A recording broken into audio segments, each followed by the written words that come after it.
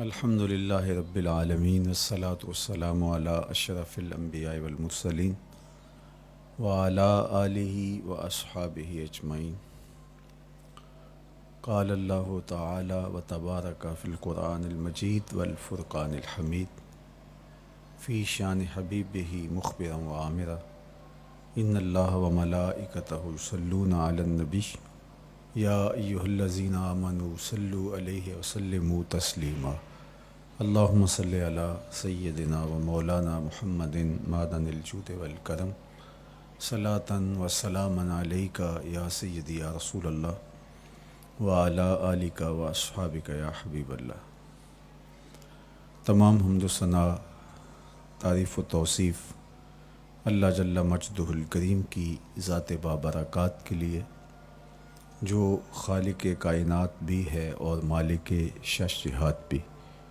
اللہ جل وعلا کی حمد و ثنا کے بعد رسول رحمت، شفیع معظم، نبی محتشم، حضور ختمی المرتبت صلی اللہ علیہ وآلہ وسلم کے حضور ناز میں اپنی عقیدتوں، ارادتوں اور محبتوں کا خراج پیش کرنے کے بعد واجب الاحترام، ذوی الاحتشام، عالی مرتبت، محتشم سامعین، سامعات، السلام علیکم ورحمۃ اللہ وبرکاتہ۔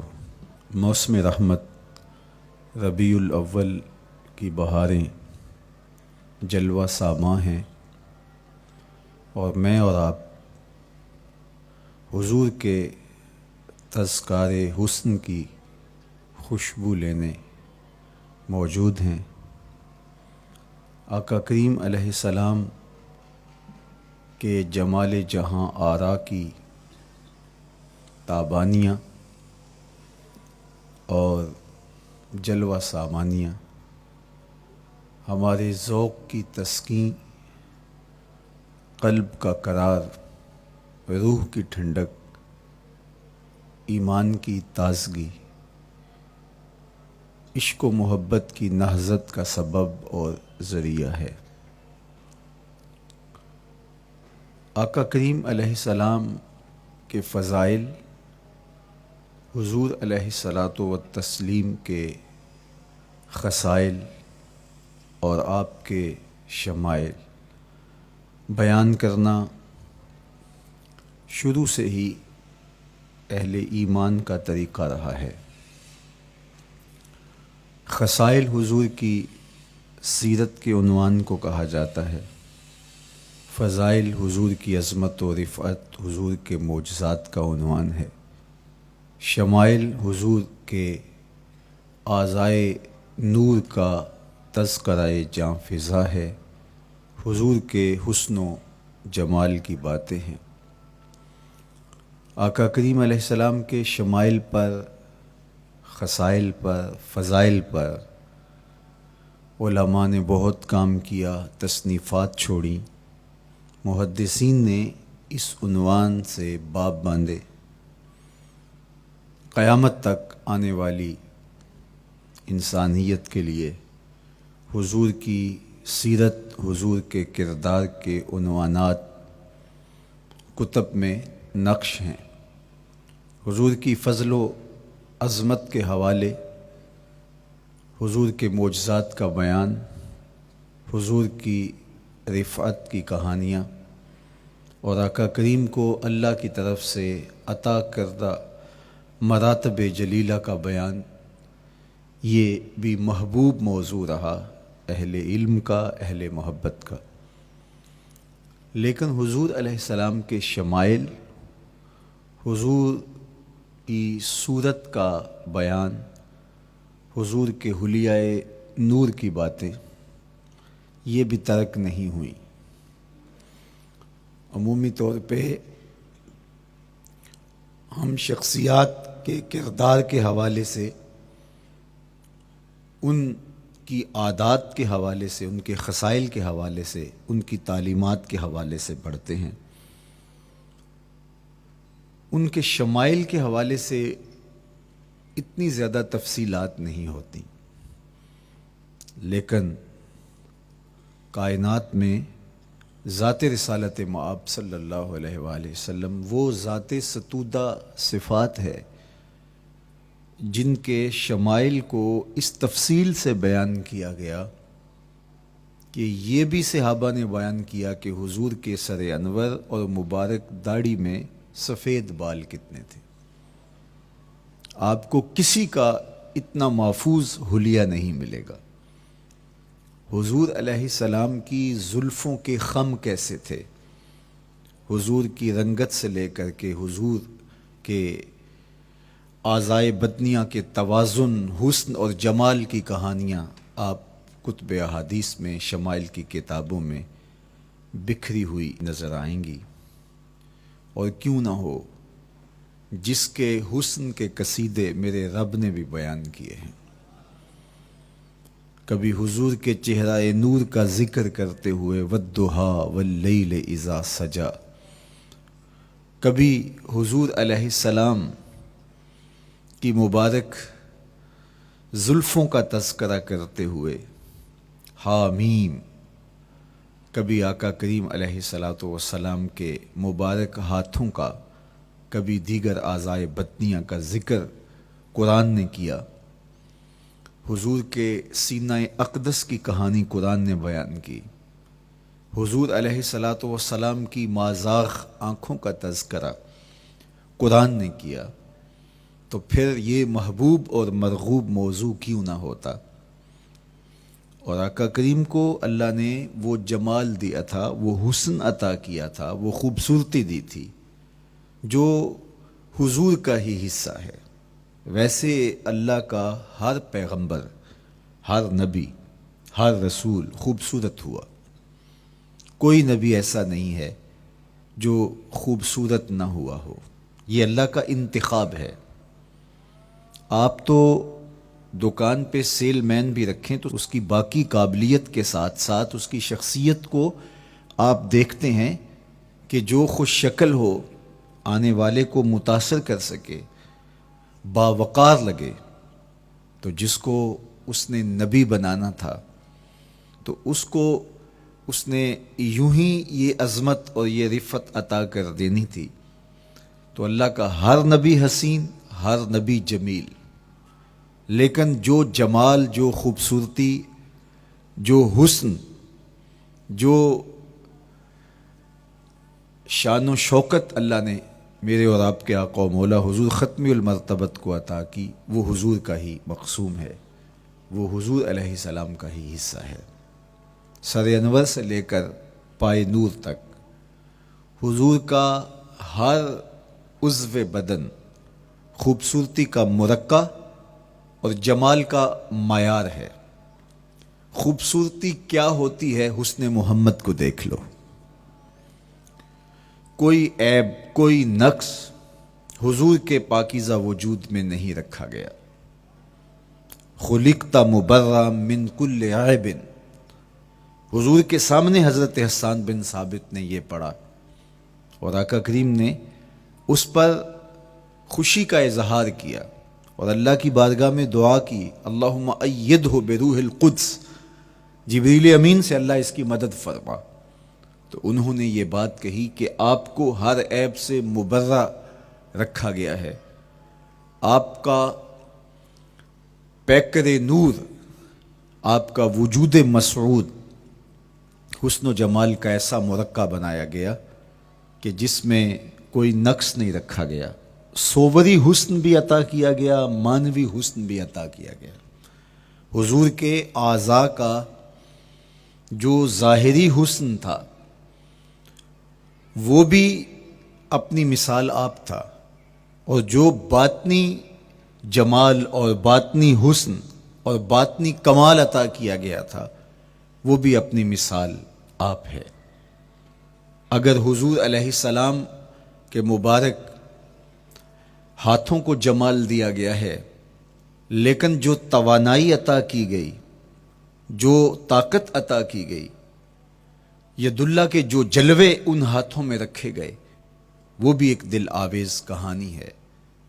اگر آنکھوں کی پتلیاں خوبصورت ہیں اور آپ کی مبارک آنکھوں کی چمک سے کائنات اس کو دیکھ کر کے مبہوت ہو جاتی ہے، مازاق کے کجلے اس میں رکھے گئے ہیں، لیکن اس کا معنوی حسن بھی دیکھیے کہ حضور بیٹھے مدینے میں ہیں اور جنت کا مشاہدہ کر رہے ہیں۔ وہ توانائی بھی عطا کی گئی کہ جس طرح روشنی میں دیکھا جاتا ہے حضور اسی طرح اندھیرے میں دیکھتے ہیں۔ فرمایا صحابہ صفیں سیدھی رکھا کرو، مت سمجھو کہ میں صرف آگے دیکھتا ہوں، میں آگے بھی دیکھتا ہوں، میں پیچھے بھی دیکھتا ہوں، میں تمہارے رکوع بھی دیکھتا ہوں اور دلوں میں پیدا ہونے والے خشوع بھی دیکھتا ہوں۔ اقبال بولے اے فروغت صبح آثار و دہور، چشم تو بی نندائے ما فی الصدور۔ لوگوں کی نظریں تو سینے کے اوپر دیکھتی ہیں، اے آمنہ کے در یتیم تیری نظر تو سینے کے اندر چھپے راز بھی دیکھتی ہے۔ تو صوری حسن بھی اور معنوی حسن بھی اللہ نے اپنے محبوب کو عطا کیا، اور اللہ جل شانہ نے وہ جمال دیا حضور کو کہ جو دیکھتا وہ دیکھتا ہی رہ جاتا۔ ایسی چمک، ایسی رانائی، ایسی خوبصورتی اور ایسا جمال تھا، دیکھنے والے کہا کرتے ہیں اللہ اللہ، یاد آتا ہے خدا دیکھ کے صورت تیری۔ کتنے لوگ ہیں جنہوں نے صرف حضور کے چہرے کو دیکھا اور لبوں پہ کلمہ جاری ہو گیا۔ معروف نام حضرت عبداللہ بن سلام رضی اللہ تعالیٰ عنہ کا ہے۔ یہودیوں کے بہت بڑے حبر تھے، بہت بڑے عالم تھے۔ حضرت یوسف علیہ السلام کی اولاد سے تعلق تھا، اور اس معاشرت میں ایک وقار کی مسند پہ براجماں رہتے، لیکن جو ہی حضور علیہ السلام مکے سے ہجرت فرما کے مدینہ تشریف لائے تو یہ حضور کو دیکھنے آئے۔ با فضل الصدقہ اٹھا کر دیکھیے کہ ایک مناظرہ ترتیب دیا انہوں نے کہ ان سے یہ بات کروں گا، یہ سوال کروں گا، یہ اعتراض اٹھاؤں گا، لیکن جب حضور کی مجلس میں پہنچے اور آقا کریم علیہ السلام کے رخ زیبا کو دیکھا تو سارے سوال بھول گئے۔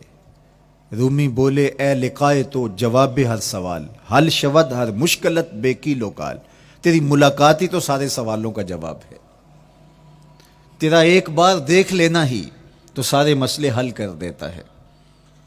تو سوالات کا ایک ڈھیر اٹھائے لائے تھے، ایک گٹھڑی باندھ کے لائے تھے سر پہ رکھ کے، لیکن جو ہی حضور کو دیکھا تو وہ جو گٹھڑی باندھ کے لائے تھے اس کی گرہیں ڈھیلی ہونے لگی، پھر سوال تتلیوں کی طرح اڑنے لگے، اور حضور کو دیکھا تو کوئی سوال ہی باقی نہ رہا۔ اب آقا کریم نے فرمایا عبداللہ ابن سلام آؤ کدھر آئے ہو؟ یہ تو مناظرہ کرنے آئے تھے، سودا لینے کے لیے بازار گئے ہم، ہاتھ اس کے بکے جس کے خریدار گئے ہم۔ لیکن جب آقا کریم نے پوچھا کہ آؤ کدھر آئے ہو تو انہوں نے کہا حضور میں آپ کا غلام بننے آیا ہوں، تیری تک کے ادامہ میں مرید ہو گئے، حضور کے ہاتھ پہ بیعت اسلام کر لی۔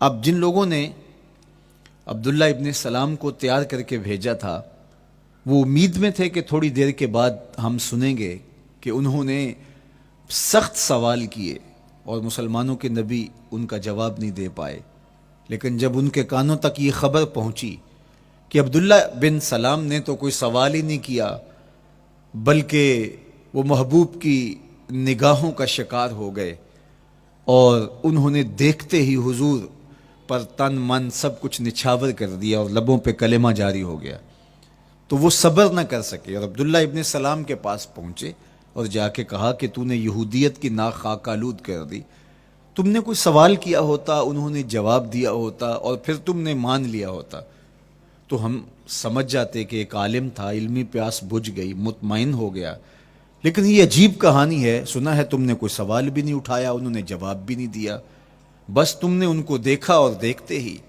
تمہارے لبوں پہ کلمہ جاری ہو گیا، تو یہ کیا کہانی ہوئی؟ تو عبداللہ ابن سلام نے جو جواب دیا وہ آب زر کے ساتھ لکھنے کے قابل ہے۔ انہوں نے کہا کہ یہ بات میری سمجھ میں بھی نہیں آئی، جب میں اس آقا و مولا کی چوکھٹ پہ پہنچا اور میں ان سے سوال کرنے کے لیے لفظوں کو ابھی ترتیب ہی نہیں دیا تھا کہ میری نظر ان کے جمال جہاں آرا پہ پڑ گئی، اب عبداللہ بن سلام کے لفظ سنیے، فرماتے ہیں فلما تبینت وجہہ عرفت ان وجہہ لیس بوجہ کذاب، جب میں نے ان کے جمال جہاں آرا کو دیکھا، چہرہ نور کو دیکھا، رخ زیبا کی زیارت کی، تو میں نے پہچان لیا یہ چہرہ کسی جھوٹے کا ہو ہی نہیں سکتا ہے۔ دیکھنے والے کہا کرتے ہیں اللہ اللہ، یاد آتا ہے خدا دیکھ کے صورت تیری۔ اللہ نے صورت ہی ایسی بنائی، جمال ہی ایسا دیا، خوبصورتی ہی ایسی دی کہ جو حضور کو دیکھتے وہ دیکھتے ہی رہ جاتے۔ تو کتنے لوگ تھے کہ جنہوں نے محض حضور کو دیکھا، پھر اس کے بعد لب کھلے تو کلمہ ہی جاری ہوا۔ وہ خوبصورتی اور وہ جمال اللہ نے اپنے محبوب کو عطا کیا۔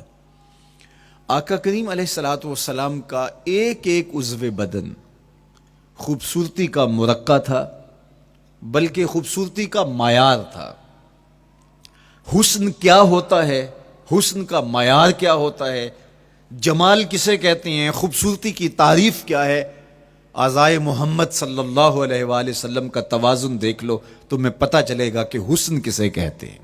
حضور علیہ السلام کو اللہ تعالیٰ جل شانہ نے جو حسن بخشا، جو جمال دیا، جو خوبصورتی دی، وہ حضور کے مبارک قدموں سے اس کا انداز کیجئے کہ جس کے قدم اتنے سونے ہیں اس کا چہرہ کتنا سونا ہوگا۔ حضرت عبداللہ بن بریدہ رضی اللہ تعالی عنہ حضور کے مبارک قدموں کا ذکر کرتے ہوئے وصف جمال محمد کی کہانی چھیڑتے ہیں اور فرماتے ہیں کان رسول اللہ صلی اللہ علیہ وآلہ وسلم احسن البشر قدما، کہتے ہیں کہ کائنات میں جتنے سونے قدم میرے حضور کے تھے کسی کے تھے ہی نہیں۔ جو جمال اللہ نے حضور کے مبارک قدموں کو دیا تھا، اللہ اکبر، وہ کسی اور کا مقسوم نہیں تھا۔ خوبصورت قدم۔ اور حضرت انس رضی اللہ تعالیٰ عنہ، حضرت ابو ہریرہ رضی اللہ تعالیٰ عنہ، اور حضور کے وصاف ہیں حضرت ہند بن ابی حالہ رضی اللہ تعالیٰ عنہ، یہ حضور کا حلیہ بیان کرتے ہیں۔ حضرت امام حسن بن علی رضی اللہ تعالی عنہ نے حضرت ہند بن ابی حالہ کو ایک دن کہا کہ مجھے اپنے آقا و مولا کا حلیہ بتاؤ، تو انہوں نے حضور کا حلیہ بیان کیا۔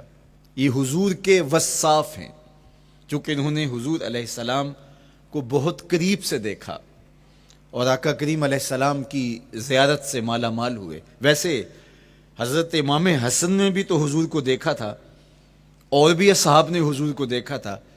یہاں یہ بات دلچسپی سے خالی نہیں ہے کہ صحابی ہی تب بنتا ہے جب وہ حضور کو بنظر ایمان دیکھے، لیکن صحابہ ایک دوسرے سے پوچھتے تھے کہ بتاؤ حضور کیسے تھے؟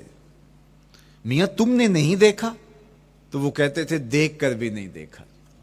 صرف چند لوگ ہیں جو حضور کا حلیہ بیان کرتے ہیں۔ اس کی کیا وجہ؟ تو علماء نے لکھا کہ حضور کے چہرے پہ جلووں کی تابش ایسی تھی اور حضور کا جمال ایسا تھا اور اس کی چمک ایسی تھی کہ کسی میں ہمت ہی نہیں تھی کہ وہ جی بھر کے دیکھ سکے۔ تو بعد میں ایک دوسرے سے پوچھتے تھے بتاؤ تم نے دیکھا تو حضور کیسے تھے؟ اگر ان لوگوں کی تعداد میں آپ کو بتاؤں تو 3 درجن سے زیادہ نہیں ہوگی جو حضور علیہ السلام کے وصاف ہیں، حضور کے حلیہ نگار ہیں، جو آقا کریم علیہ الصلوۃ والسلام کی صورت کا نقشہ بیان کرتے ہیں۔ دیکھا 1,24,000 اصحاب نے ہے، لیکن جو وصف بیان کرتے ہیں، شمائل رسول کو بیان کرتے ہیں، ان کی تعداد 3 درجن سے زیادہ نہیں ہے۔ اور یہ بھی وہ لوگ ہیں جنہوں نے حضور کو بچپن میں دیکھا، جنہوں نے حضور کو سوئے ہوئے دیکھا، حضور کو بہت قریب سے دیکھا۔ حضور علیہ الصلوۃ والسلام کے پاس ان کا آنا جانا بہت زیادہ تھا، اس طرح انہوں نے حضور علیہ السلام کو دیکھا۔ حضرت حسان بن ثابت رضی اللہ تعالی عنہ فرماتے ہیں کہ میں جو حضور کا حلیہ بیان کرتا ہوں تو اس کا سبب یہ ہے کہ میرے پاس حضور کو دیکھنے کا ایک طریقہ آ گیا تھا۔ فلما نظرت الی انوارہ فودعت کفی علی عینی خوفا من ذہاب بصری، کہا کہ جب میں حضور کو دیکھتا تھا تو اپنی آنکھوں پر انگلیاں رکھ کے انگلیوں کی اوٹ سے دیکھتا تھا کہ حضور کے جلووں کی چمک سے میری آنکھوں کی بینائی نہ جاتی رہے. یہ کون کہہ رہے ہیں؟ حضرت حسان بن ثابت رضی اللہ تعالیٰ عنہ. اور آپ جانتے ہیں حضرت حسان بن ثابت رضی اللہ تعالیٰ عنہ شاعر ہیں، اور شاعر حسن دیکھنے میں بڑا دلیر ہوتا ہے، اور یہ حسن بھی ابھی پوشیدہ ہے. 70,000 بشریت کے پردے ڈالے گئے ہیں. اگر یہ حسن بے نقاب ہوتا تو کوئی جلووں کی تاب ہی نہ لا سکتا. یہی بہتر ہے کہ وہ پردے میں رو پوش رہے. وہ اگر پردہ اٹھا دے تو کسے ہوش رہے؟ کس کی ہمت تھی؟ اب چھپا ہوا مستور حسن بھی اگر دیکھتے ہیں تو آنکھوں پہ انگلیاں رکھ کے دیکھتے ہیں. اور بیان کرنے والوں کی تعداد میں نے عرض کی کہ 3 درجنوں سے زائد نہیں ہے. تو یہ وہ لوگ ہیں جنہوں نے حضور کو دیکھا. اب امام حسن پوچھ رہے ہیں حضرت ہند بن ابی حالہ رضی اللہ تعالی عنہ کو کہ آپ نے حضور کو دیکھا تو مجھے بتائیے میرے نانا کا جمال کیسا تھا. تو حضرت ہند بن ابی حالہ نے حضور کا حلیہ بیان کیا. تو جب حضور کے قدموں کی کہانی انہوں نے بیان کی تو حضرت ہند بن ابی حالہ نے کہا کان نبیو صلی اللہ علیہ وآلہ وسلم شسن القدمین والکفین. حضور علیہ السلام کے مبارک قدم اور حضور کی ہتھیلیاں پر گوشت تھے. یہ حضور علیہ السلام کے مبارک قدموں کا جمال بیان کرتے ہیں. اللہ اکبر. اور حضور علیہ السلام کے قدموں کے بارے میں امام ترمذی جو شمائل میں حدیث لائے ہیں اس میں انہوں نے یہ بھی بیان کیا کان رسول اللہ صلی اللہ علیہ وسلم مسیح القدمین. حضور علیہ السلام کے مبارک قدم ملائم تھے، خوبصورت تھے، کھردرے نہیں تھے، کوئی پھٹن نہیں تھی. عمومی طور پہ قدم پھٹ جاتے ہیں اور ایڑیاں بہت سارے لوگوں کی پھٹ جاتی ہیں تو وہ خوبصورتی باقی نہیں رہتی. تو وہ کہتے ہیں کہ حضور مسیح القدمین تھے. اور جب آقا کریم علیہ الصلوۃ والسلام کے مبارک قدموں پہ پانی ڈالا جاتا تو وہ ڈھل کے نیچے چلا جاتا. یہ تھا حضور کے قدموں کا حسن اور حضور کے قدموں کا جمال. اچھا، آقا کریم علیہ السلام کی جو مبارک ایڑیاں تھیں وہ زیادہ پر گوشت نہیں تھیں، ان کے اوپر گوشت زیادہ نہیں چڑھا تھا، اس لیے کہ ایڑیوں کا زیادہ پر گوشت ہونا ایڑیوں کے حسن کو زائل کر دیتا ہے. حسن کا مرقع ہی جمال مصطفیٰ ہے. تو اس لیے اللہ نے ایک ایک عضو کو تراش کر کے بنایا ہے، بلکہ پوچھ پوچھ کے بنایا ہے. جس طرح حسان بن ثابت رضی اللہ تعالی عنہ کہتے ہیں کأنک قد خلقت کما تشاء. محبوب مجھے تو یوں لگتا ہے جس طرح آپ کے رب نے آپ کو آپ سے پوچھ کے بنایا ہے کہ محبوب بتاؤ کہ میں آپ کے اعضاء کو کیسے توازن اور کیسے حسن اور کیسے جمال دوں. تو حضور کی مبارک ایڑیاں یہ پرگوشت نہیں تھیں، باقی حضور کے پاؤں پرگوشت تھے اور کوئی پھٹن نہیں تھی. بالکل نرم گداس اور بالکل جو ہے وہ ملائم تھے. اور جب پانی ڈالا جاتا تو پانی ڈھل کے نیچے 1 سیکنڈ میں آ جاتا. یہ اللہ نے محبوب کو حسن دیا. حضرت ہند بن ابی حالہ نے کہا کہ حضور کے مبارک تلوے جو تھے وہ درمیان سے اٹھے ہوئے تھے، ایڑیوں سے لے کر کے انگلیوں تک یہ تلوہ کہلاتا ہے، جو اس کا نچلا حصہ جو زمین سے مس کرتا ہے، اور اس میں جو درمیان والا حصہ ہے یہ اٹھا ہوا ہو اور بالکل پاؤں سیدھا نہ ہو تو یہ پاؤں کا حسن ہے. پاؤں کا بالکل سیدھا ہو جانا یہ پاؤں کے حسن کو زائل کر دیتا ہے. اس میں تھوڑا سا خم ہو، جب چلے تو انگلیاں اور پنجے کا جو ہے وہ آگے والا حصہ زمین پہ لگے اور ایڑی لگے اور درمیان والا حصہ زمین پہ نہ لگے. تو یہ حسن ہوتا ہے کسی کے پاؤں کے تلوے کا. اللہ نے محبوب کے مبارک قدم کی پشت کو بھی حسن دیا، حضور کے تلووں کو بھی حسن دیا، حضور کی ایڑیوں کو بھی حسن دیا. سائل الاطراف، حضور کی مبارک انگلیاں قدرے لامبی تھیں اور یہ حسن ہوتا ہے. انگلیاں چھوٹی ہوں، ان کا قد پست ہو تو پاؤں کی خوبصورتی دکھائی نہیں دیتی، لیکن اللہ نے اپنے محبوب کی انگلیوں کو بھی ایک لمبائی عطا کر کے اس کو بھی ایسا جمال دیا تھا یار جو پاؤں کو دیکھتا رہے وہ پاؤں کو ہی دیکھتا رہ جائے. اللہ اکبر. اچھا، بعض احادیث میں آتا ہے کہ حضور علیہ السلام کے مبارک تلوے جو ہیں لیس لہا اخمس، یہ لفظ ہیں کہ وہ اخمس نہیں تھے، یعنی وہ درمیان سے اٹھے ہوئے نہیں تھے، تو اس کا کیا مطلب ہے؟ یہ حضرت ابو ہریرہ رضی اللہ تعالیٰ عنہ سے جو مروی روایت ہے اس میں یہ ہے لیس لہا اخمس، اور حضرت ہند بن نبی حالہ سے جو حضور کے مبارک تلووں کا حسن بیان کیا گیا ہے تو اس میں یہ بیان کیا گیا ہے کہ حضور علیہ الصلوۃ والسلام کا مبارک قدموں کا تلووں کا حسن یہ تھا کہ وہ درمیان سے تھوڑے سے اٹھے ہوئے تھے اور یہ خوبصورت پاؤں کا جمال ہوتا ہے۔ تو ان دو چیزوں میں علماء نے تطبیق کی ہے۔ اللہ ان علماء کی قبروں پر رحمتیں نازل کرے جو حضور کے حسن پہ، حضور کے جمال پہ گفتگو کرتے رہے اور ایک ایک عضو پر انہوں نے کئی کئی صفحات لکھے اور کتابیں انہوں نے تحریر کی حضور کے جمال پر۔ اب حضرت ہند بن ابی حالہ رضی اللہ تعالی عنہ، انہوں نے تو حضور کو گھر میں دیکھا تھا، یہ حضرت خدیجۃ الکبریٰ رضی اللہ تعالی عنہا کے فرزند تھے ابو حالہ سے۔ اب انہوں نے تو دیکھا، اب حضور لیٹے ہیں تو انہوں نے حضور کے پاؤں کو دیکھا کہ درمیان میں ہلکا سا خم ہے اور یہ پاؤں کا جمال ہے۔ اب حضرت ابو ہریرہ رضی اللہ تعالی عنہ نے جو حضور کے پاؤں کو دیکھا تو یہ اندرون خانہ کا دیکھنا نہیں تھا، تو انہوں نے کیسے دیکھا؟ تو حضرت ابو ہریرہ سے مروی ایک روایت سے سمجھ آتی ہے کہ انہوں نے جو کہا کہ لیس لہا اخمس، کہ ان کے مبارک تلوے درمیان سے اٹھے ہوئے نہیں تھے بلکہ بالکل برابر تھے، تو اس کا کیا مطلب ہے؟ تو حضرت ابو ہریرہ سے ایک روایت مروی ہے، وہ فرماتے ہیں کہ جب حضور علیہ السلام کسی چٹان کے اوپر چلتے تو حضور علیہ الصلوۃ والسلام کا وہاں قدم پڑتا تو وہ اس چٹان کے اندر حضور کا قدم گھس جاتا، وہ موم کی طرح چٹان نرم ہو جاتی۔ اس طرح زمین پر بھی حضور چلتے تو مبارک پاؤں کا جو نشان قدم ہے وہ پورا دکھائی دیتا۔ تو حضرت ابو ہریرہ رضی اللہ تعالیٰ عنہ اس سے یہ سمجھے کہ حضور کے تلوے جو ہیں وہ برابر ہیں۔ تو علماء نے اس پر گفتگو کی ہے۔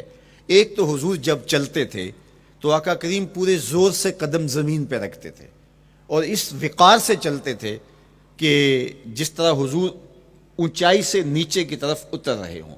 تو جب پاؤں کو جما کر کے زور سے رکھا جائے تو پھر جو ہے وہ نشان نیچے پڑتا ہے، یا اللہ اپنے محبوب کے لیے زمین کو اور پتھروں کو بھی نرم کر دیا تو پھر حضور کے تلووں کا نقش بھی زمین کے اوپر جو ہے وہ حویدہ ہو جاتا۔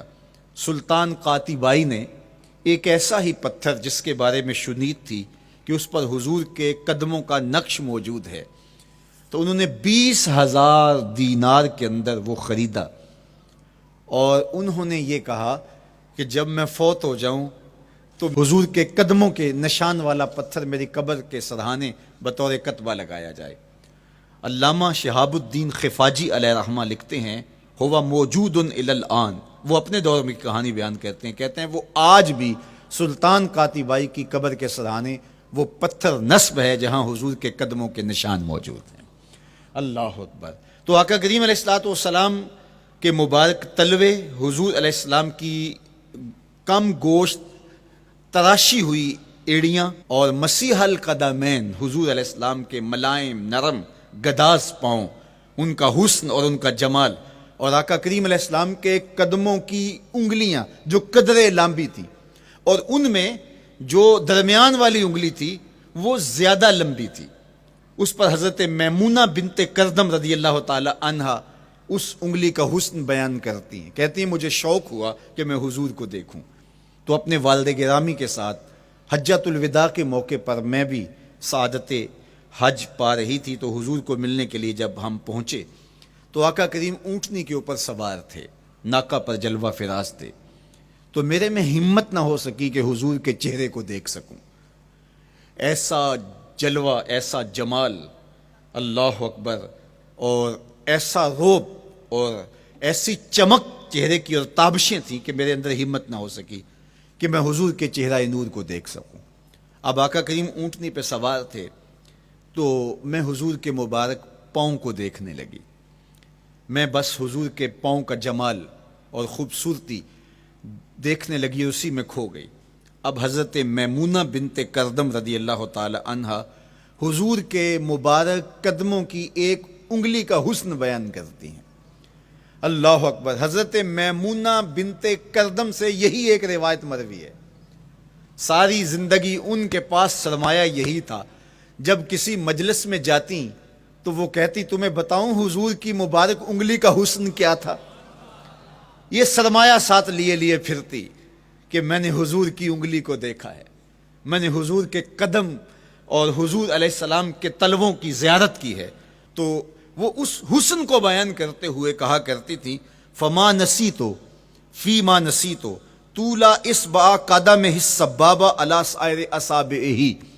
جو سبابہ انگلی ہے، انگوٹھے کے ساتھ والی انگلی کو سبابہ انگلی کہتے ہیں، اور اس کے ساتھ والی انگلی کا جو قد دراز تھا اور باقی انگلیوں کی نسبت وہ انگلی لمبی تھی، کہا اس کا حسن آج بھی میری نگاہوں میں گھومتا رہتا ہے اور ہر وقت میرے تصور میں رہتا ہے. میرے تصور سے کبھی اس انگلی کا جمال ہی ختم نہیں ہوا، انگلی کا حسن ہی کبھی زائل نہیں ہوا، ہر وقت اس کے تصور میں کھوئی رہتی ہوں. یار چہرے کے جمال کو کون بیان کرے گا، یہاں تو انگلی کا حسن بیان نہیں ہو رہا. ابھی وہ شعر پڑھا جا رہا تھا نا کہ قدموں پہ جبیں کو رہنے دو، قدموں پہ جبیں کو رہنے دو، چہرے کا تصور مشکل ہے. قدموں پہ جبیں کو رہنے دو، چہرے کا تصور مشکل ہے. جب چاند سے بڑھ کر ایڑی ہے رخسار کا عالم کیا ہوگا، جب چاند سے بڑھ کر ایڑی ہے رخسار کا عالم کیا ہوگا. تو اللہ نے اپنے محبوب علیہ الصلوۃ والسلام کو وہ جمال، وہ خوبصورتی اور حضور کے مبارک قدم، حضرت عبداللہ بن بریدہ رضی اللہ تعالی عنہ سے مروی روایت، کان رسول اللہ صلی اللہ علیہ وآلہ وسلم احسن البشر قدما، کہتے ہیں جتنے سونے قدم، جتنے من مونے قدم میرے حضور کے تھے، اتنے سونے قدم کسی اور کے تھے ہی نہیں. اللہ نے اپنے محبوب کو وہ جمال، وہ خوبصورتی اور وہ نور عطا کیا تھا. اچھا، یہ قدم، یہ ایڑیاں، یہ مبارک تلوے اور یہ داراز انگلیاں اور ان انگلیوں کی چمک اور ان کی رنگت کا جمال اور خوبصورتی، جہاں اس کا صوری حسن تھا تو مانوی حسن بھی دیکھنے والا تھا. یہ قدم اٹھ جائیں اللہ اکبر تو تقدیر کے فیصلے ہوتے دکھائی دیتے ہیں. ان قدم کی اونچائی، ان قدم کی بلندیاں کہ عرش حق ان قدموں کے بوسے لے رہا ہے. اور میرے امام بولے زہ عزت و اے طلائے محمد، زہ عزت و اے طلائے محمد، کہ ہے عرش حق زیر پائے محمد. قدموں کا حسن وہ بھی دیکھنے والا اور قدموں کی بلندی اور اونچائی اور اس کی شان و شوکت وہ بھی دیکھنے والی. اللہ اکبر. آقا کریم علیہ السلام حضرت ابو بکر صدیق کے ساتھ، حضرت عمر فاروق کے ساتھ اور حضرت عثمان غنی کے ساتھ احد پہاڑ پر تشریف لے گئے. یہ حدیث آپ نے بارہا علماء سے سنی ہے.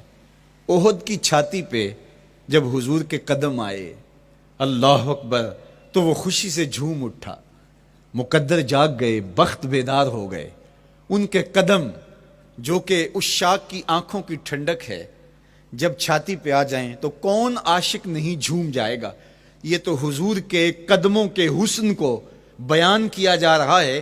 آپ کی روح رقص کر رہی ہے اور آپ کا دل جو ہے وہ ایک عجیب سرور اور کیف کی وادی میں اور ایک جو ہے وہ خوشیوں کے جو ہے وہ عالم میں نہال ہوتا چلا جا رہا ہے.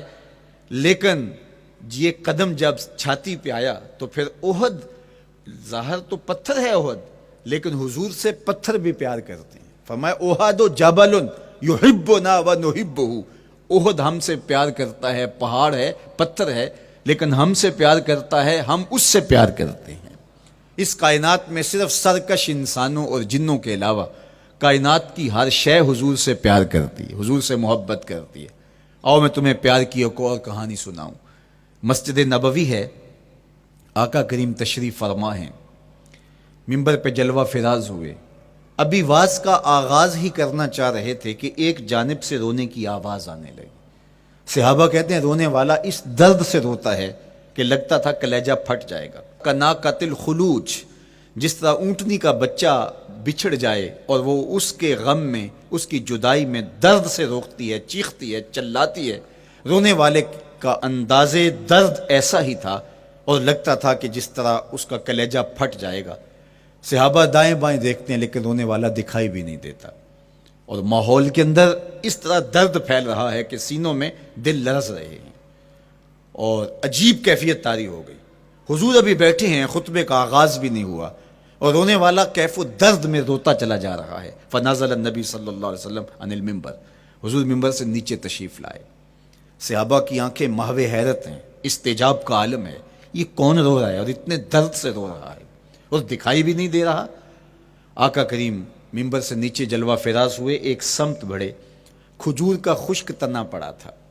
آج پہلا دن تھا کہ ممبر حضور علیہ السلام کے لیے بچھایا گیا، ورنہ یہ خشک تنا دیوار کے ساتھ جو ہے وہ رکھا گیا تھا اور حضور اس کے ساتھ ٹیک لگا کر کے واز کیا کرتے تھے. جب ممبر بن گیا تو اس کو اٹھا کر کے اب اس کی ضرورت نہیں رہی، ایک کونے میں ڈال دیا گیا. اب جو ہی حضور ممبر پہ تشریف فرما ہوئے تو اس خشک تنے کا کلیجہ لرز اٹھا اور وہ ایسے روتا تھا جس طرح اونٹنی کا بچہ بچھڑ جائے اور وہ روتی ہے، اس طرح وہ خشک تنا رو رہا تھا. اس تنے ہنانا در ہجر رسول زارمی نالت چو ارباب عقول، جس طرح عقل والے، جس طرح جو ہے وہ فہم و ادراک رکھنے والے لوگ روتے ہیں درد سے، وہ رو رہا تھا. آقا کریم علیہ السلام اس کے پاس گئے اور اس کو اپنی آغوش میں سمیٹ لیا. بچھڑا ہوا بچہ جب اپنی ماں کو ملے تو اس کی ہچکیاں بن جاتی ہیں، اس کی گھگھی بن جاتی ہے، تو یہی کیفیت اس کی ہو گئی. اور آقا کریم اپنا دستے رحمت اس کے اوپر پھیرتے چلے جاتے ہیں. بتدریج اس کی سسکیاں، اس کے رونے کی آواز کم ہوتی چلی جا رہی ہے. آہستہ آہستہ وہ خاموش ہو گیا. حضور پھر دوبارہ تشریف لائے اور ممبر پہ خطبہ دینے سے قبل صحابہ کی آنکھوں میں استجاب کا عالم دیکھا، حیرت کی فراوانی دیکھی. فرمایا کہ تم جو سوال کرنا چاہ رہے ہو، جو تمہاری آنکھوں میں پوشیدہ سوال ہے، میں اس کو اچھی طرح جانتا ہوں. لو لم افعل ہاکذا لحن الی یوم القیامہ، اگر میں ممبر سے اتر کے اپنے عاشق زار کو یوں تسلی نہ دیتا، یہ قیامت تک یوں ہی روتا ہی رہتا. حضرت محمد بن سیرین رضی اللہ تعالیٰ عنہ کہا کرتے تھے کہ حضور کی محبت میں ایک خشک تنا بھی زار و زار روئے تو جس کے سینے کے اندر محبت بھرا دل ہے تو وہ حضور کے عشق میں آنسو کیوں نہیں بہائے گا؟ حضور کی یاد میں اس کی آنکھیں آنسو کا خراج کیوں نہیں دیں گی؟ تو وہ خشک تنا حضور کی محبت میں رو رہا ہے. اب ہے یہ پتھر، لیکن میرے حضور فرماتے ہیں کہ یہ پہاڑ مجھ سے پیار کرتا ہے اور میں اس سے پیار کرتا ہوں. اب حضور اپنے اس محب کے گھر تشریف لے گئے اور اس کی چھاتی پہ قدم رکھا تو وہ خوشی سے جھوم اٹھا. فضاربا برجلہ، اپنا مبارک پاؤں زور سے مارا. فقال اسبت احد فانما علیک نبی و صدیق و شہیدان، فرمایا احد ٹھہر جا، تیرے اوپر اللہ کا ایک نبی ہے، ایک صدیق اور 2 شہید ہیں. تو حضور کی مبارک ایڑی کے لگنے کی دیر تھی، حضور کے قدم کی ضرب کی دیر تھی کہ اس کا زلزلہ تھم گیا. میرے امام بولے ایک ٹھوکر سے احد کا زلزلہ جاتا رہا، ایک ٹھوکر سے احد کا زلزلہ جاتا رہا. رکھتی ہیں کتنا وقار اللہ اکبر ایڑیاں. زلزلہ آ گیا اس کے اوپر، وہ جھومنے لگا، لیکن حضور نے اپنا مبارک قدم مارا اور وہ ٹھہر گیا. اللہ اکبر. تو یہ پہاڑ آج بھی اس شاخ جب شہر مدینہ میں حاضر ہوتے ہیں تو وہ احد پہ تو ضرور جاتے ہیں، حضرت امیر حمزہ کے مزار پہ حاضری دینے کے لیے اور اس جبل احد کو دیکھنے کے لیے. اور یقین جانیے گا جبل احد کو جب ہم دیکھتے ہیں تو عجیب کیفیات میں ڈوب جاتے ہیں. میں تو وہاں دوستوں کو کہا کرتا ہوں کہ آج پورا مدینہ بدل گیا ہے، یعنی اس کی وہ صورت، وہ کچے مکان، وہ گھروندے، وہ گھر، وہ کوچہ و بازار، وہ کچی سڑکیں، وہ ماحول آج وہ آپ کو نظر نہیں آ رہا. جہاں کچے مکان تھے جن کے اوپر چھت کھجور کے پتوں کی پڑی تھی، وہاں عالی نصب پلازے آپ کو نظر آتے ہیں. فلک بوس آپ کو ہوٹل نظر آتے ہیں. وہ کچی سڑکیں آج آپ کو وہاں دکھائی نہیں دیتی، وہاں تارکول کی بچھی ہوئی سڑکیں دکھائی دیتی ہیں. خوبصورت پتھر لگے ہوئے آپ کو نظر آتے ہیں. وہ ممیاتی ہوئی بکریاں، وہ جگالی کرتے ہوئے اونٹ آج آپ کو وہاں دکھائی نہیں دیتے. وہ ماحول آپ کو نظر نہیں آتا. تو پرانا مدینہ اگر ڈھونڈنے نکلیں بھی تو ظاہر ہے اگرچہ ان پختہ اور خوبصورت عمارتوں کے اندر بھی عکس جمال محمد کا پڑ رہا ہے، لیکن وہ پرانا دور اگر آپ تلاش کرنا چاہیں تو وہ آپ کو وہ چیزیں نہیں ملتی. لیکن جب آپ احد پہ جاتے ہیں تو میں دوستوں کو کہتا ہوں اس احد کو جی بھر کے دیکھ لو, اس پہ ڈائریکٹ میرے حضور کی نظریں پڑی ہوئی ہیں. یہ بدلا نہیں, یہ 14 صدیوں سے جیسا تھا آج بھی ایسا ہے. اس پہ میرے حضور کی نظریں ڈائریکٹ پڑی ہوئی ہیں, اور آقا کریم علیہ الصلوۃ والسلام نے اس کو یوں دیکھا ہے. تو یہ احد حضور سے محبت کرنے والا ہے, حضور سے پیار کرنے والا ہے, اور اس پیار کی وجہ سے یہ پتھر قیامت کے دن جنت میں جائے گا, یہ پہاڑ جنت میں جائے گا. یار اگر ایک پہاڑ حضور سے پیار کر لے تو وہ مکین جنت بن جاتا ہے, اور اگر حضور کا غلام ایک عاشق حضور سے محبت کرے تو اللہ اس کو کتنے درجے عطا فرمائے گا. تو آقا کریم نے زور سے قدم مارا اور فرمایا احد ٹھہر جا, تیرے اوپر اللہ کا ایک نبی ہے, ایک صدیق ہے, اور 2 شہید ہیں. اللہ اکبر. تو یہ حضور علیہ الصلوۃ والسلام کے مبارک قدم کی شان ہے, یہ حضور کے مبارک قدم کا جمال ہے اور اس کی خوبصورتی ہے. غزوہ ذات الرقاع کے اندر حضرت جابر کا اونٹ چلتے چلتے تھک گیا, سفر لمبا تھا اور اونٹ کمزور تھا, تو چلتے چلتے اس کو تھکن ہو گئی. اب وہ قافلے سے پیچھے رہتا چلا جاتا ہے, تو اس نے حضور کی خدمت میں عرض کی یا رسول اللہ یہ اونٹ تھک گیا ہے اور میں قافلے کے ساتھ چل نہیں پا رہا. تو آقا کریم علیہ الصلوۃ والسلام نے اپنے مبارک قدم سے اس اونٹ کو ٹھوکر لگائی. فنشط حتی کان ما یملک زمامہ, حضرت جابر کہتے ہیں اس کی لگام سنبھالی نہیں جاتی تھی, اتنا تیز چلتا تھا. یار جس کے قدموں کی ٹھوکر سے یہ توانائی آ جائے اس کے ہاتھوں کی توانائی کا عالم کیا ہوگا. تو اللہ نے صرف حضور کے مبارک قدموں کو صوری حسن ہی نہیں دیا تھا, مانوی جمال اور توانائی بھی عطا فرمائی تھی. حضور علیہ السلام کے چچا جناب ابو طالب کہتے ہیں کہ میں حضور علیہ السلام کے ساتھ تھا, تو راستے میں ذی المجار کی منڈی آئی اور وہاں حالات ایسے تھے کہ پینے کے لیے پانی دستیاب نہیں تھا. تو میں نے کہا کہ عطشت ولیس عندی ماء, مجھے تو سخت پیاس لگی ہے اور پانی بھی پاس نہیں ہے. فنزل النبی صلی اللہ علیہ وسلم وضرب بقدمہ الارض فخرج الماء فقال اشرب, تو حضور نے اپنے مبارک پاؤں سے زمین پر ٹھوکر لگائی, چشمہ پھوٹ پڑا, اور آقا کریم نے فرمایا چچا پانی پی لیجئے. تو وہ پاؤں اگر زمین پہ لگے تو چشمے پھوٹے, اگر احد پہاڑ پہ وہ پاؤں پڑے تو اس کا زلزلہ جاتا رہے, اور اگر وہ کسی جانور کو حضور ٹھوکر لگائیں تو اس کے اندر اس قدر تیزی آ جائے کہ اس کی باغ سنبھالی نہ جائے, اتنا سریع رفتار ہو جائے. اب ان قدموں پہ کون قربان نہیں ہوگا. یار ان قدموں کو چومنے کے لیے جبریل بھی تو بے تاب دکھائی دیتے ہیں. معراج کی شب جب جبریل حاضر خدمت ہوئے, حضور محو استراحت ہیں, تو جبریل عرض گزار ہوئے مالک تیرا محبوب تو سو رہا ہے.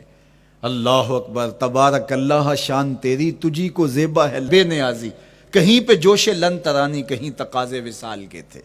ایک کوہ طور پہ خود چل کے جاتا ہے اور عرض گزار ہوتا رب آرنی انظر الیک, مالک تجھے دیکھنا چاہتا ہوں. اللہ اکبر, سراپا چشم بنا ہوا ہے اور کہتا ہے مالک میں تجھے دیکھنا چاہتا ہوں. جواب کیا آتا ہے لن ترانی, تم نہیں دیکھ سکتے, میرے جلووں کی تاب نہیں لا سکتے. ایک خود چل کے جا رہا ہے اور تقاضا رویت کرتا ہے, اور جواب آتا ہے لن ترانی. اور ایک سویا ہوا ہے چادر اوڑھ کے, اور جبریل کہتے ہیں محبوب اٹھیے رب آپ کو بلا رہا ہے. تبارک اللہ شان تیری, تجھی کو زیبا ہے بے نیازی, کہیں پہ جوش لن ترانی کہیں تقاضے وصال کے تھے. تو جبریل حاضر خدمت ہوئے, حضور استراحت میں ہیں, تو آواز آئی یا جبریل قبل قدم ہے, میرے محبوب کے قدموں کو چوم لے. اب جبریل حضور علیہ السلام کے قدموں کو بوسے دے رہے ہیں. کسی نے جبریل سے تصور کے عالم میں پوچھا, حضور کے قدم چومے, حضور کے تلووں کو بوسے دیے, بتا کیفیت کیا ملی؟ تو بولے نہ جنت کی کلیوں میں دیکھا مزہ جو محمد کی تلیوں میں دیکھا. وہ سرور وہاں جو نصیب ہوا. وفد عبد القیس جب مدینہ المنورہ آیا تو ان میں ایک صاحب, میں وہ کہتے ہیں میں دوڑتا ہوا حضور کے پاس آیا, بس بے چینی تھی, اضطراب تھا.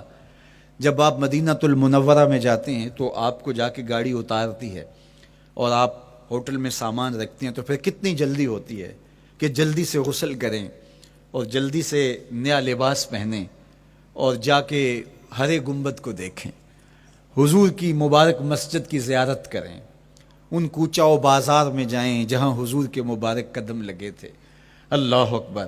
تو اب یہ وفد عبد القیس جب آیا تو ان میں ایک صحابی حضرت زرع رضی اللہ تعالیٰ عنہ فرماتے ہیں کہ میں پھر تیزی کے ساتھ گیا اور پھر ہم جا کے حضور کے ہاتھ بھی چومنے لگے، حضور کے قدم بھی چومنے لگے۔ یہ سعادت مند قدم جن کے بوسے صحابہ دیتے ہیں، کبھی جبریل کے بوسہ گاہ بنتے ہیں، کبھی احد پہاڑ کی چھاتی ان قدموں کو چومتی ہے۔ یہی قدم ایک موقع ایسا آتا ہے یاد خدا میں، اللہ کے شکرانے میں، نماز میں لمبے قیام میں سوج جاتے ہیں، اور میرا مالک کہتا ہے اے چادر اوڑھنے والے، ساری رات جاگا نہ کر، کبھی سو بھی لیا کر۔ اللہ اکبر۔ تو یہ حضور علیہ السلام کے مبارک قدموں کا جمال اور مبارک قدموں کا حسن اور خوبصورتی ہے۔ اللہ نے اپنے محبوب علیہ السلام کے مبارک قدموں کو صوری اور معنوی حسن سے نوازا، اور یہ حسن حضور کے مبارک قدموں کا ہے۔ پھر جس کے قدم اتنے سونے ہیں اس کا چہرہ کتنا حسین ہوگا۔